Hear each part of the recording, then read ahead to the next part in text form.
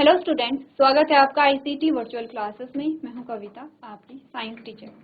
उम्मीद करती हूं आप सभी अच्छे होंगे और स्वस्थ होंगे। तो क्लास कंटिन्यू करेंगे अपना चैप्टर, और चैप्टर का नाम है the fundamental unit of life यानी कि सेल। हम बात कर रहे हैं सेल के बारे में, और सेल के बारे में अभी तक काफ़ी सारी चीज़ें हम डिस्कस कर चुके हैं, जैसे कि सेल क्या होती है, सेल के क्या कार्य होते हैं, सेल कितने प्रकार की होती हैं, और हमने इसी के साथ बात की है प्रोकैरियोट सेल के बारे में। प्रोकैरियोट सेल का डायग्राम हमने बनाया और उसके अलग अलग जो पार्ट्स है वो हमने यहाँ पे डिस्कस किए हैं। हम डिस्कस करने वाले हैं आज यहाँ पे जो यूकैरियोट सेल है यूकैरियोट सेल को डिस्कस करेंगे, और यूकैरियोट सेल के बारे में देखेंगे कि सेल का ऑर्गेनाइजेशन कैसा है। इस सभी चीज़ों के बारे में हम डिस्कस करेंगे। तो एक बार रिवाइज कर लेंगे अभी तक क्या क्या टॉपिक हमने कवर किए हैं, उसके बाद नया जो टॉपिक है वो यहाँ पे कवर करेंगे। तो आइए स्टार्ट करते हैं। सबसे पहले इंट्रोडक्टरी पार्ट हमारे पास आता है कि कोशिका क्या है। उसके बाद हमने कहा कुछ डिस्कवरी के बारे में हमने बात की है। यहाँ पे एक टेबल हमारे पास आती है जिसमें सेल से रिलेटेड जो डिस्कवरीज है उनके बारे में हमने बात की है। आगे बढ़ते हैं, सेल थ्योरी हमारे पास आती है, किस किस ने दी है, आपने कहा वर्चू ने दी है, ठीक है। आपने कहा कि यहाँ पे मेथियास ने दी है, स्वान ने दी है, यानी कि आपने कहा कि जो सेल थ्योरी है वो शेल्डन एंड स्वान ने दी है, ठीक है। तो आपने कहा इसी के साथ वर्च्यू का एक जो सेंटेंस है, एक जो यहाँ पे लाइन है वो ऐड हो जाती है कि जो नई सेल बन रही है वो प्री एग्जिस्टिंग सेल से ही बनती है। तो इनको मिला करके आपके पास कुछ 3 पॉइंट्स यहाँ पर आते हैं सेल थ्योरी के, जिसमें कहा गया है कि कोशिका सभी जीवित जीवों की संरचनात्मक और कार्यात्मक इकाई है। सभी जीव कोशिका से बने होते हैं और कोशिका का निर्माण पहले से मौजूद कोशिका से होता है। ये हमारी क्या है, सेल थ्योरी है, जो हम पढ़ चुके हैं। आगे बढ़ते हैं। आगे हमने कहा कि एक कोशिका से बहुत सारे कोशिकाएं या फिर बहुकोशिकीय जीवों का निर्माण कैसे होता है। तो एक सीक्वेंस हमने यहाँ पर देखा था, जिसमें सेल से टिश्यू, बहुत सारी सेल से टिश्यू, बहुत सारे टिश्यू से ऑर्गन, बहुत सारे ऑर्गन से ऑर्गन सिस्टम, और बहुत सारे ऑर्गन सिस्टम से पूरी एक बॉडी का फाइनली फॉर्मेशन होता है। Types of organism on the basis of number of cell, यानी कि कोशिका के संख्या की उपस्थिति के आधार पर जो जीवों की संख्या है वो दो प्रकार के, जो जीवों के प्रकार है वो दो प्रकार के हैं। एक है यूनिसेलुलर जिनमें एक ही कोशिका है, एक है मल्टीसेलुलर जिसमें बहुत सारी कोशिकाएं हैं। अब आते हैं शेप। तो आपने कहा सेल का शेप एक जैसा होता है, आपने कहा नहीं, अलग अलग होता है। ये अलग अलग प्रकार के सेल्स हैं, ये अलग अलग प्रकार के सेल्स हैं, ये अलग प्रकार की सेल हैं। और इसी प्रकार से हमने कहा कि सेल का जो शेप होता है, जो साइज होता है वो डिफरेंट होता है, इनके जो फंक्शंस होते हैं ये भी डिफरेंट होते हैं, ठीक है। यहाँ तक की बात हमने कर ली थी। आगे हमने बात की थी कि हमने कहा कैसे कोशिकाएं जीवों में अलग अलग कार्य कर लेती हैं। आपने कहा अलग अलग टाइप के जो सेल्स है वो अलग अलग फंक्शन करती है, तभी तो आपने कहा कुछ जो सेल्स हैं आपके वो कैसे हैं। यहाँ पे आपने कहा कि वो क्या कर रहे हैं, मैसेजेस को पहुंचाने में काम कर रहे हैं, कुछ मूवमेंट में हेल्प करते हैं। आपने कहा अलग अलग जो सेल्स है वो कैसे अलग अलग काम करती हैं। आपने कहा क्योंकि इनमें होती हैं ऑर्गेनेलीज, जिन्हें कहते हैं कोशिकांग, यानी कि कोशिका के जो अंगक होते हैं उन्हें कोशिकांग या सेल ऑर्गेनेली कहते हैं, और यही सेल को अलग अलग काम को परफॉर्म करने में हेल्प करते हैं। अब आते हैं सेल के ऑर्गेनाइजेशन पे, सेल के संगठन पे, जिसमें आपने कहा एक कोशिका जो बनी होती है वो सबसे पहले आउटर मेम्ब्रेन, जिसे हम क्या कहते हैं, प्लाज्मा मेम्ब्रेन से बनी होती है, ठीक है। वो सबसे आउटर स्ट्रक्चर प्लाज्मा मेम्ब्रेन से बनी होती है। प्लाज्मा मेम्ब्रेन में भरा होता है एक तरल, जिसे क्या कहा जाता है, कोशिका द्रव कहा जाता है, या साइटोप्लाज्म इसे कहा जाता है, ठीक है। इसके सेंटर में अगर हम एनिमल सेल की बात करें तो एक स्ट्रक्चर होता है जिसे हम केंद्रक या न्यूक्लियस कहते हैं, और इसके अंदर हमारा जेनेटिक मटेरियल होता है। ये तो हमने बात की है एनिमल सेल के बारे में। एनिमल सेल के अलावा कोई दूसरी सेल आप पढ़ते हैं तो इसके बाहर एक और कवरिंग आ जाती है जिसे सेल वॉल या कोशिका भित्ति कहते हैं। तो क्या क्या चीजें हमने समझी हैं, हमने प्लाज्मा मेम्ब्रेन को समझा है, और प्लाज्मा मेम्ब्रेन को समझा तो आपने कहा कि प्लाज्मा मेम्ब्रेन जो है वो सेलेक्टिवली परमेएबल मेम्ब्रेन है, यानी कि चुनिंदा पारगम्य झिल्ली है। क्यों है चुनिंदा पारगम्य झिल्ली, क्योंकि आपने कहा सारे मटेरियल इससे क्रॉस नहीं कर पाते, कुछ कुछ ही करेंगे, और इसी के लिए आपने पढ़ा था यहाँ पे डिफ्यूजन, यानी कि आपने पढ़ा था यहाँ पे विसरण। जब आपने कहा कोशिका के अंदर और बाहर जो गैस है वो कैसे आती जाती है, तो उसे आपने डिफ्यूजन के फिनोमेना को देख करके पढ़ा था। अगर आपने कहा कि पानी के अंदर और बाहर अगर पानी का क्या होता है, स्थानांतरण होता है या पानी का आवागमन होता है, तो आपने यहाँ पर पढ़ा था ऑस्मोसिस। ऑस्मोसिस आपने 3 स्टेप यहाँ पर पढ़े थे, जल्दी से एक बार रिवाइज कर लेंगे। हाइपरटोनिक सॉल्यूशन, हाइपोटोनिक सॉल्यूशन और आइसोटोनिक सॉल्यूशन। 3 सॉल्यूशन हमारे पास आते हैं। जल्दी से इसे रिवाइज कर लीजिए।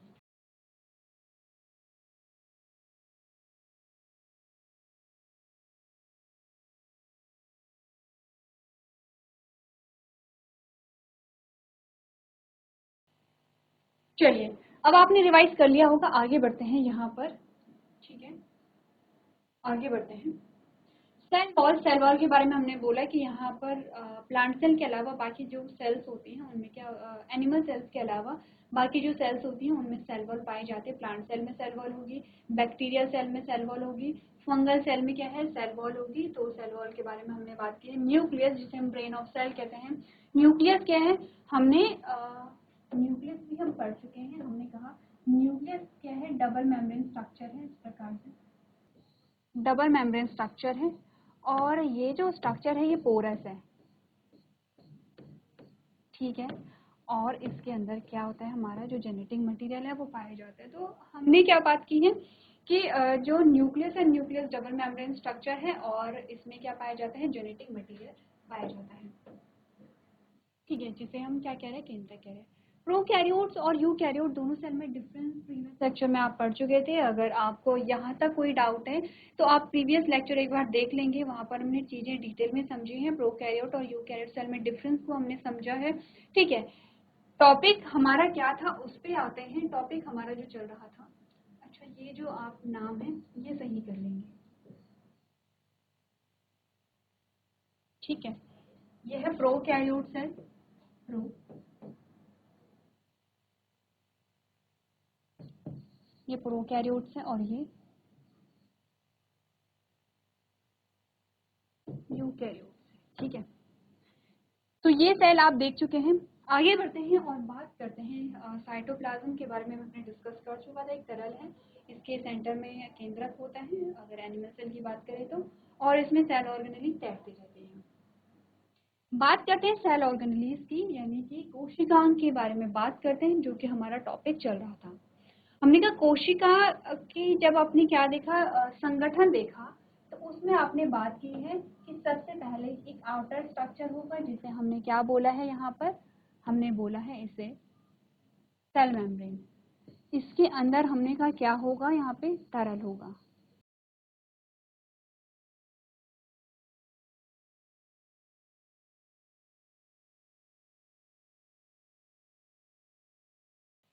ठीक है, इसके बीच में क्या है, एक डबल मेम्ब्रेन स्ट्रक्चर है जिसे हम क्या कह रहे हैं, न्यूक्लियस, और इसके अंदर क्या है, जेनेटिक मटेरियल है।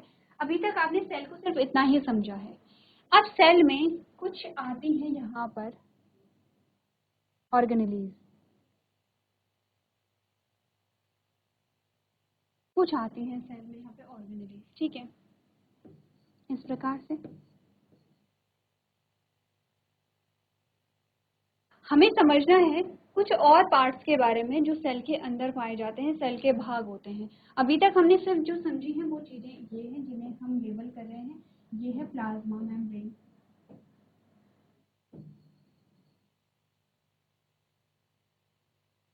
ठीक है, ये है साइटोप्लाज्म,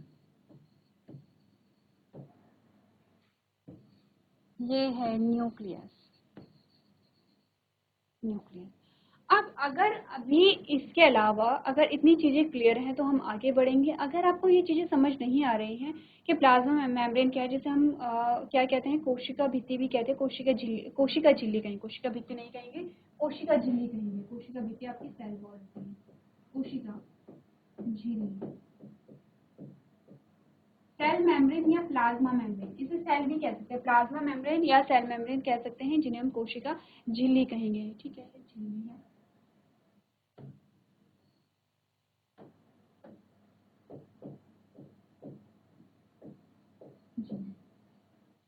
सेकेंड आता है साइटोप्लाज्म, जिसे कोशिका द्रव कहते हैं, और न्यूक्लियस, जिसे केंद्रक कहते हैं। यहाँ तक की बात आपको समझ में आनी चाहिए, तभी आप आगे की चीज़ें समझ पाएंगे। तो अगर यहाँ तक आपको क्लियर है तो हम आगे बढ़ेंगे। अगर आपको डाउट आ रहा है तो एक बार आप प्रीवियस जो रिकॉर्डेड लेक्चर होगा वो आप लोग देख लेंगे एक बार, फिर आपको आगे की चीज़ें समझ में आ जाएंगी। सेल ऑर्गेनेली होते हैं सेल के ऑर्गन्स या सेल के पार्ट्स या कोशिका के भाग, जो क्या करते हैं, सेल फंक्शनिंग में सेल की मदद करते हैं। कोशिका जो भी कार्य करती है, इसलिए हमने कोशिका को संरचनात्मक और कार्यात्मक इकाई कहते हैं, क्योंकि जो फंक्शंस हो रहे हैं वो सेलुलर लेवल पे हो रहे हैं। तो हमने कहा in the case of eukaryotic organism, ठीक है, अगर हम बात करें यूकैरियोटिक ऑर्गेनिज्म के बारे में जिसमें न्यूक्लियस पाया जाता है, the cells contain organelles that have their own membrane apart from the overall cell membrane of the cell, ठीक है। हमने कहा अगर हम किसी यूकैरियोट ऑर्गेनिज्म के बारे में बात करें तो उसके अलावा प्लाज्मा मेम्ब्रेन के अलावा यानी कि कोशिका झिल्ली के अलावा एक और मेम्ब्रेन होती है जो हर एक ऑर्गेनेली को घेर रही है। जैसे एंडोप्लाज्मिक रेटिकुलम एक ऑर्गेनेली ये है, इसमें भी ये भी मेम्ब्रेन है, इसमें भी मेम्ब्रेन है।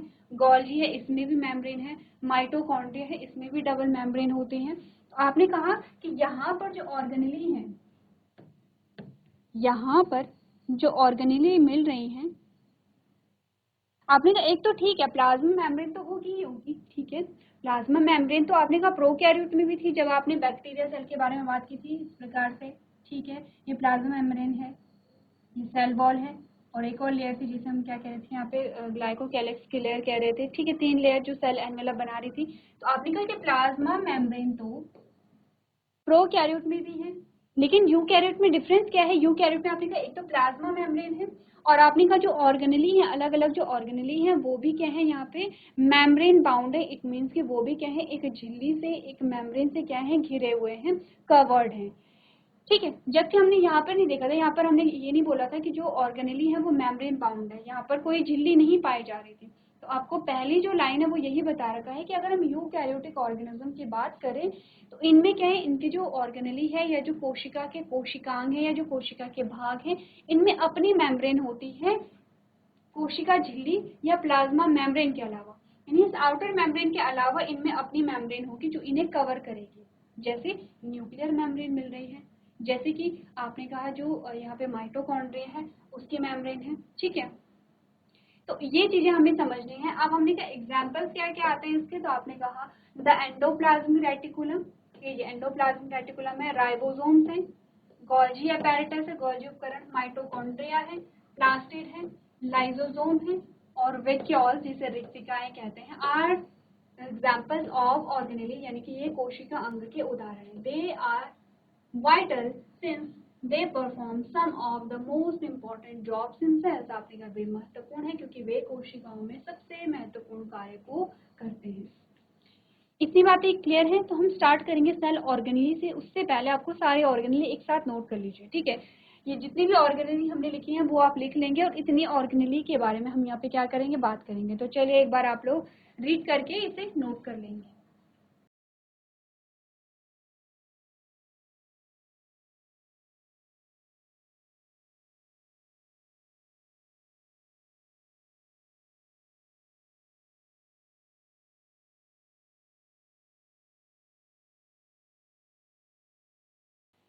चलिए अब स्टार्ट करते हैं सेल ऑर्गेनेलीज को, और सबसे पहली ऑर्गेनेली जो हमारे पास आएगी वो है एंडोप्लाज्मिक रेटिकुलम, ठीक है। सबसे पहले एंडोप्लाज्मिक रेटिकुलम की पोजीशन देखते हैं। आपने कहा ये है सेल, ठीक है, ये है सेल, और ये है न्यूक्लियस जो क्या है डबल मेम्ब्रेन स्ट्रक्चर है। यहाँ से आपने कहा कुछ स्ट्रक्चर निकलते हैं इस प्रकार से, ठीक है। जो न्यूक्लियर मेम्ब्रेन है, न्यूक्लियर मेम्ब्रेन से एक स्ट्रक्चर यहाँ पे बनता है, इसे कहा जाता है एंडोप्लाज्मिक रेटिकुलम, ठीक है। सेम स्ट्रक्चर अगर आप यहाँ पर इस डायग्राम में देखेंगे तो आपको यहाँ पर भी मिलेगा कि ये न्यूक्लियस है, और न्यूक्लियस से एक स्ट्रक्चर निकल रहा है जिसे हम क्या कह रहे हैं यहाँ पे एंडोप्लाज्मिक रेटिकुलम, इन्हें नाम दिया जा रहा है, ठीक है। अब ठीक है, एंडोप्लाज्मिक रेटिकुलम, एंडोप्लाज्मिक रेटिकुलम, यहाँ पर आपको कुछ स्ट्रक्चर दिखेंगे इस प्रकार के आपको स्ट्रक्चर दिखेंगे। जो यहाँ पे मेम्ब्रेन है उसमें आपको छोटे छोटे जो गोले हैं वो यहाँ पर दिख रहे हैं, ठीक है। अब एक आपको क्या लग रहा है, आपको ऐसा लग रहा है कि जैसे एक नली, एक क्या निकल रही है कि तार जैसी संरचना है, और वो क्या है इस प्रकार से कॉइल होकर के अरेंज हो गई है, कुछ वैसा हमें यहाँ पे दिख रहा है।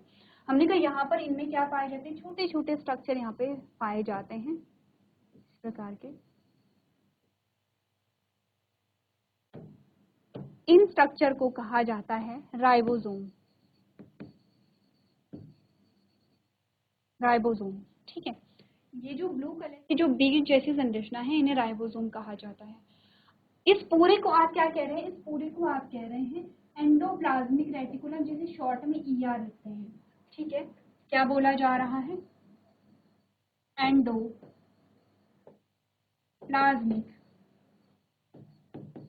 रेटिकुलम, शॉर्ट में इसे बोलेंगे ईआर। ये पूरा स्ट्रक्चर ईआर है। लेकिन आपने कहा कि आप देख रहे हैं कि ईआर के कुछ ऐसे पोर्शन है, ईआर का कुछ ऐसा पोर्शन है जिसमें राइबोसोम्स मिल रहे हैं। राइबोसोम छोटी छोटी गोलियां आप लगा लीजिए, ठीक है। क्या मिल रहे हैं? राइबोसोम्स मिल रहे हैं जो छोटी छोटी गोलियों के समान एंडोप्लाज्मिक रेटिकुलम पे क्या है, चिपकी हुई है। आपने कहा एंडोप्लाज्मिक के इस भाग को, इसे हम अलग कलर से कर लेते हैं ताकि आप समझ सकें। आपने कहा एंडोप्लाज्मिक के इस भाग को, किस भाग को? जिसमें क्या लगी हुई है?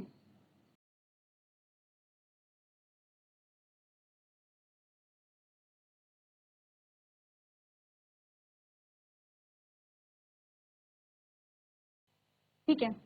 आपने कहा एंडोप्लाज्मिक के उस भाग को जिसमें आपको क्या दिख रहे हैं? राइबोसोम दिख रहे हैं। इसमें आपको क्या दिख रहे हैं? राइबोसोम दिख रहे हैं। इस प्रकार से उसे हम क्या नाम देंगे? यहाँ पे इस भाग को हम नाम देते हैं rough endoplasmic reticulum. Rough endoplasmic reticulum, ठीक है, रेटिकुलम। और रफ एंडोप्लाज्मिक रेटिकुलम को हम शॉर्ट में क्या लिखेंगे?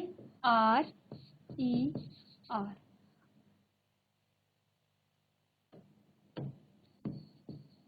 राइबोसोम की लेबलिंग हम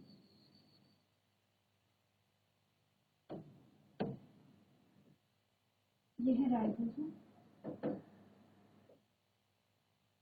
ठीक है। छोटे छोटे बीट लाइक स्ट्रक्चर हैं। इसे हम यहाँ पे लिखते हैं rough endoplasmic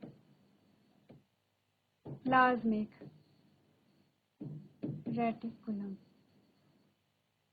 RER। R for rough, E for endoplasmic और R फॉर रेटिकुलम, यानी कि R for rough, endoplasmic, E for endoplasmic, R for reticulum. जिस एंडोप्लाज्मिक रेटिकुलम के जिस भाग पे, ये पूरा ही एंडोप्लाज्मिक रेटिकुलम है, लेकिन एंडोप्लाज्मिक रेटिकुलम के जिस भाग पे क्या लगे हुए हैं? राइबोसोम लगे हुए हैं, छोटी छोटी गोली नुमा संरचना के समान लगे हुए हैं, उसे हम क्या कह रहे हैं? रफ एंडोप्लाज्मिक रेटिकुलम कह रहे हैं। अब आपने कहा एंडोप्लाज्मिक रेटिकुलम का वो भाग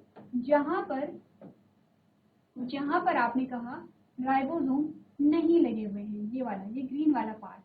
ऐसे नहीं होते कि डिफरेंट कलर के होते हैं, ये आपको समझाने के लिए डिफरेंट कलर बताए जा रहे हैं। इसे हम कहते हैं, क्योंकि इस पे किसी भी प्रकार से राइबोसोम नहीं लगे होते हैं, तो इसको हम कहते हैं स्मूथ